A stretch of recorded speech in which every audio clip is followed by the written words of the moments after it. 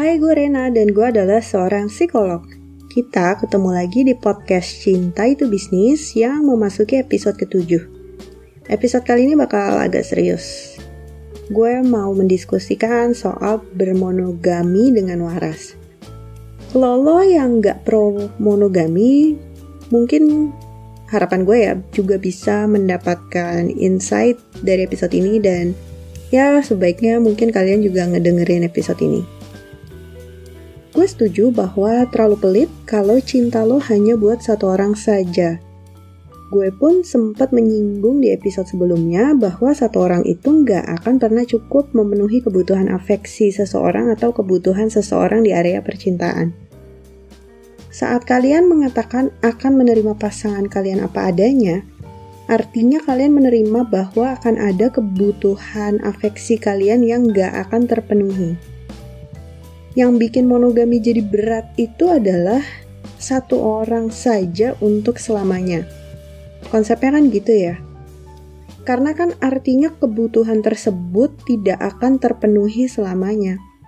Ini beda dengan menahan kebutuhan yang tidak terpenuhi selama sementara saja. Kayak kalau lo puasa, lo nahan lapar, itu kan nggak terpenuhinya sementara aja ya. Tapi ini bayangin bahwa ada salah satu kebutuhan di diri kalian yang nggak bisa terpenuhi selamanya karena kan kalian udah mengucap janji pernikahan untuk cuman sama satu orang itu selamanya. Oleh karena itu, menurut gue perlu ada yang dimodifikasi dari hubungan monogami yang selama ini dianut masyarakat. Tapi jawabannya menurut gue juga bukan hubungan yang open-open itu atau yang casual-casual itu atau swingers atau apapun itu. Jujur sih menurut gue, pada umumnya manusia nggak punya kapasitas untuk open relationship. Penjelasannya nanti ya, akan gue bahas juga. Anyway, harapan gue episode ini bisa kasih pencerahan ke kalian semua untuk menentukan sistem hubungan yang akan ngebuat lo puas dengan situasi hubungan percintaan kalian.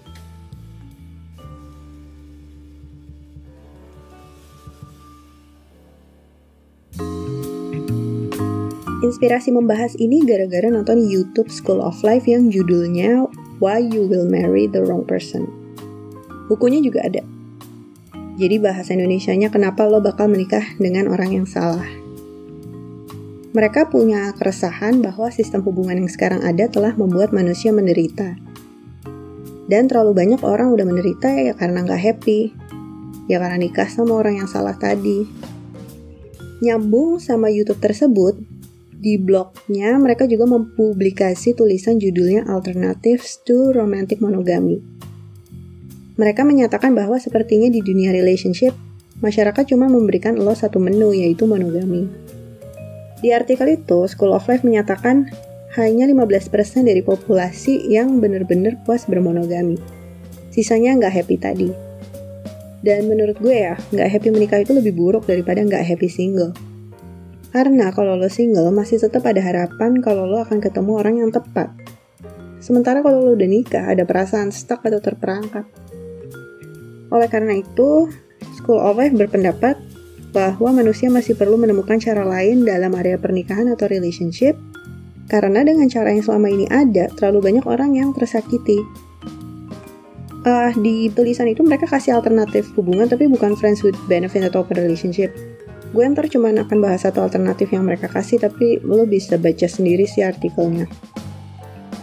Oke, sebelum sampai ke pembahasan mengenai praktisnya sebaiknya bagaimana dalam menjalankan monogami, gue mau membahas kenapa open relationship kurang bisa menjawab permasalahan tersebut, kemudian diikuti dengan kenapa monogami masih fundamental.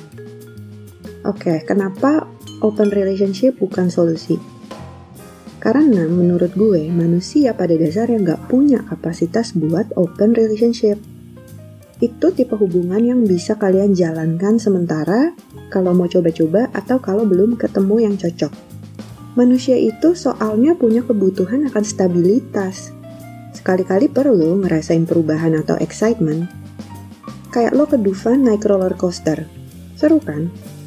Tapi kebayang nggak kalau lo roller coaster sepanjang hari? Muntah yang ada lo. Awal meniti bisnis juga nggak langsung stabil. Tapi untuk bisnis itu bisa sustain, bisa terus bertahan, kan dalam satu titik perlu stabil. Pengusaha-pengusaha yang mau ambil risiko dan investasi di suatu produk baru atau bisnis baru, biasanya atau idealnya, mereka udah punya bisnis lain yang stabil. Jadi kalau itu investasi gagal, ya rugi, tapi nggak yang sampai ngebuat mereka tinggal di jalan dan nggak bisa makan. Kalau setiap detik mereka tuh deg-degan mulu, hari ini rumah gue disita nggak ya? Hari ini gue mungkin ditangkap polisi nggak ya karena nggak bisa bayar bunga bank? Yang ada cepet jantungan dan mati juga. Open relationship selamanya juga gitu. Itu berisiko membuat lo terus berandai-andai, sekarang dia lagi sama siapa ya? Itu nggak sehat buat mental lo. Apalagi kalau lo anaknya parnoan. Poligami atau poliandri itu lebih berhasil dibandingkan open marriage. Meski pasangan lebih dari satu, tapi ada stabilitas. Ya semua istri lo atau suami lo kan akan sama lo doang. Sekarang gue mau bahas kenapa monogami masih fundamental.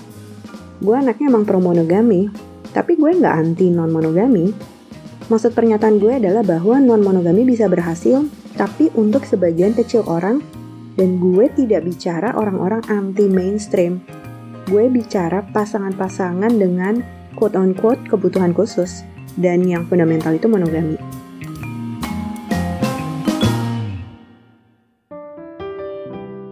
Apa sih yang gue maksud dengan fundamental di sini? Kalau di dunia akademis, fundamental itu teori yang nggak hilang dimakan waktu. Teori-teori yang hilang itu disebutnya tren, dan iya ada teori yang hilang, kayak kolera. Dulu dipercayanya menyebar melalui udara, tapi ternyata melalui air. Kalau di bisnis, yang fundamental itu kayak air putih. Mau lagi tren boba, kopi gula aren, air putih tetap aja laku apapun trennya. Teh boba itu nggak fundamental. Air putih itu fundamental. Bahkan gue berpendapat teh botol itu fundamental buat masyarakat Indonesia. Dalam kasus monogami, mau zaman modern love atau zaman perang dahulu kala, orang tetap aja menikah. Ada yang bilang monogami itu outdated, udah basi. Tapi toh orang masih menikah aja kan? Karena itu masih solusi yang paling mending dibanding yang lain. Ada pihak-pihak tertentu yang menurut gue salah interpretasi terhadap data-data yang mereka gunakan untuk menyatakan bahwa monogami itu nggak berhasil. 1. Ada yang mengatakan bahwa pernikahan itu sistem buatan manusia. Oleh karena itu dia nggak percaya bahwa orang harus menikah. Ya betul, memang pernikahan itu sistem buatan manusia dan betul juga bahwa kalau orang nggak menikah lalu dia bakal mati atau apa. Tapi banyak hal itu kan buatan manusia.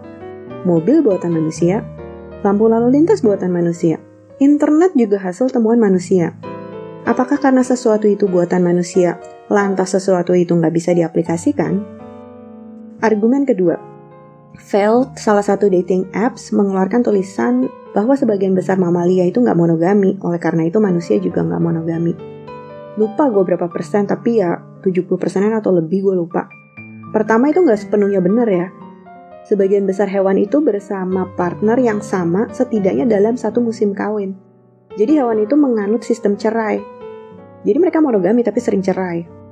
Dan menurut gue nggak bisa langsung diaplikasikan ke manusia juga. Manusia itu kan satu-satunya mamalia yang punya neokorteks. Kalau data mamalia mau lo jadikan argumentasi, ya sekalian aja kalau gitu lo juga nggak punya uang. Sebagian besar mamalia kan juga nggak punya uang di dompetnya. Terakhir, ada satu channel TV cukup terkenal yang mendokumentasikan pasangan-pasangan poliamori.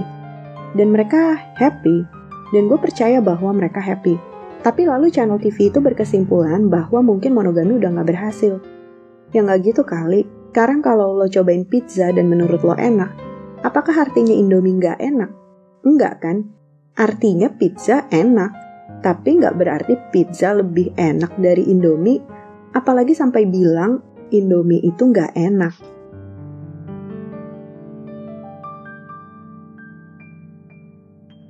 Jadi baiknya gimana dong? Gue tuh nggak suka banget kalau pernikahan atau monogami melimitasi seseorang untuk punya hubungan yang indah dan produktif dengan orang lain. Gue nggak suka banget saat temen gue yang udah nikah jadi nggak boleh lagi untuk dekat sama orang lain. Padahal hubungan mereka itu sesuatu yang indah dalam arti dengan adanya hubungan itu sebenarnya kondisi kesehatan mental teman gue itu lebih baik. Bukan karena mereka selingkuh atau apa gitu. Cuman ya karena dia merasa nggak bisa kayak jalan sama orang lain yang bukan pasangannya, yang bukan suaminya. Jadi dia harus nge-cut teman-temannya gitu. It's just so sad in my opinion to lose that. Tapi ya gue juga ngerti karena kan emang dia harus jaga perasaan suaminya. Cuman menurut gue harus ada cara lain kali ya yang di tengah-tengah sehingga ya seseorang tetap bisa mendapatkan cinta lain selain dari suaminya tanpa menyalahi komitmen dia. Jadi kalau lo tanya gue, baiknya ya fleksibel monogami. Kecuali lo ada extra resource yang membuat lo mampu berpoligami dan polyandry. Gue sempat nyebutnya tuh kreatif monogami, tapi setelah gue pikir terminasi fleksibel monogami lebih pas. Kuncinya di renegosiasi hubungan. School of Life menuliskan bahwa salah satu alternatif hubungannya adalah the yearly renegotiated relationship. Mindsetnya hubungan itu masa berlakunya setahun aja. Setelah setahun lo negosiasi lagi mau lanjut apa enggak. Kalau menurut gue sih nggak harus ganti orang, tapi gue setuju kalau kontrak itu perlu dievaluasi lagi. Bisa tahunan, bisa 4 bulanan. Sama kayak orang kerja atau bisnis, kontrak kan diperbaharui dari masa ke masa dan sangat mungkin kalau sebuah kontrak itu diadendum. Karena kebutuhan lo kan seiring berjalannya waktu akan berkembang. Gampangnya aja, pas muda mungkin mau kerja, pas udah pensiun maunya santai-santai.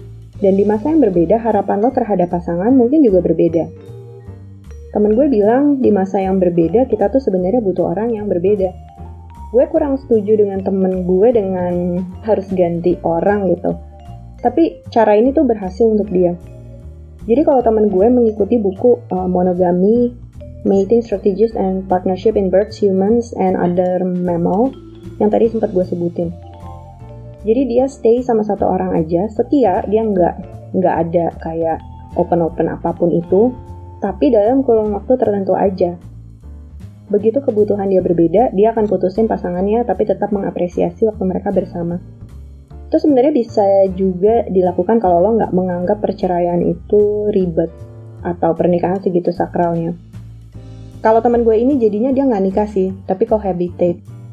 Jadi pas putus urusan legalnya nggak ribet. Tapi itu sebenarnya cuman mindset dia aja sih, karena dia dari awal tinggal bareng, belum ganti-ganti cewek nggak tahu udah lama banget. Cuman emang pas awal tinggal bareng dia emang udah menekankan bahwa ini nggak selamanya. Ujung-ujungnya dia stay sama satu cewek. Cuman dengan mindset tersebut, dengan mindset nothing is forever, membuat dia merasa nggak stuck dengan orang ini. Dan bahwa kalau mereka tinggal bersama dan masih melakukannya itu karena pilihan.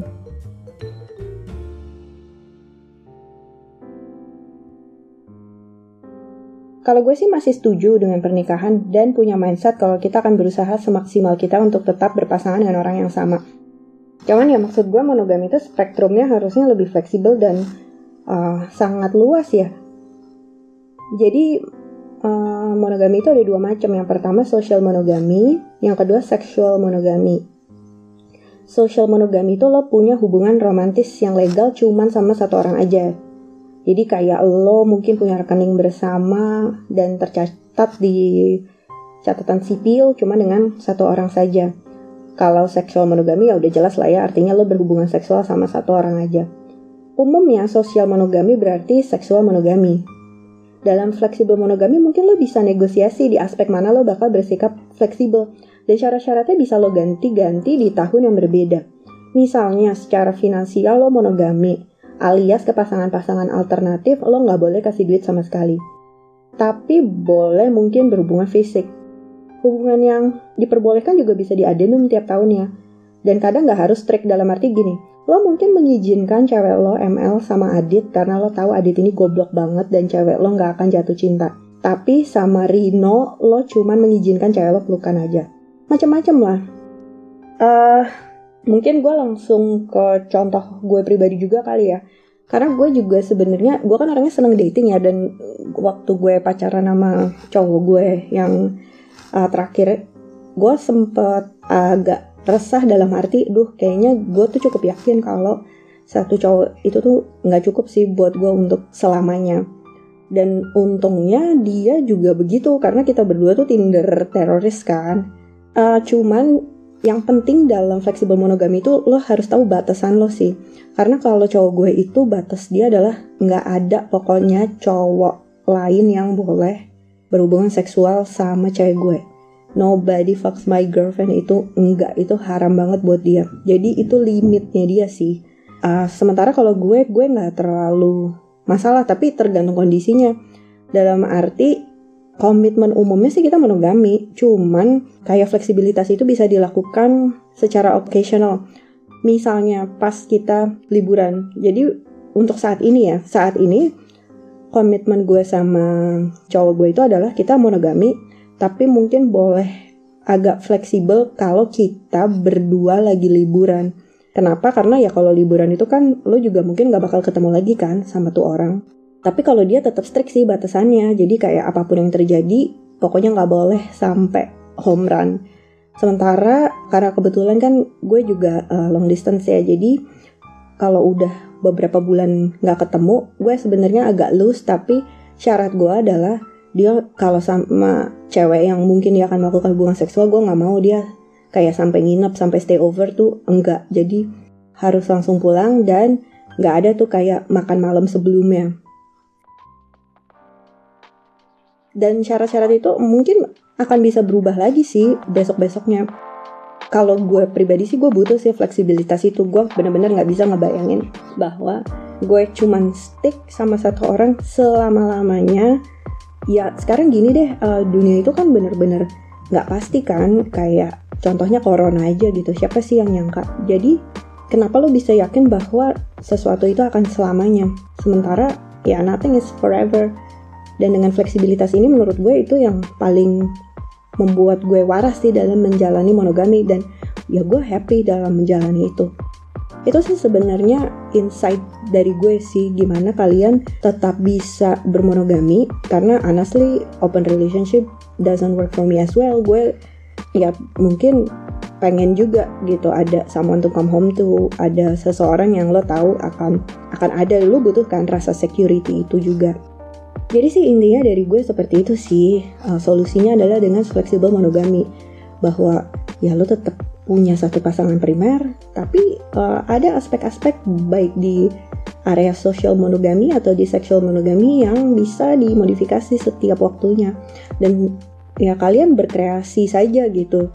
Apa sih proposal kalian soal aspek monogami yang mau lebih fleksibel?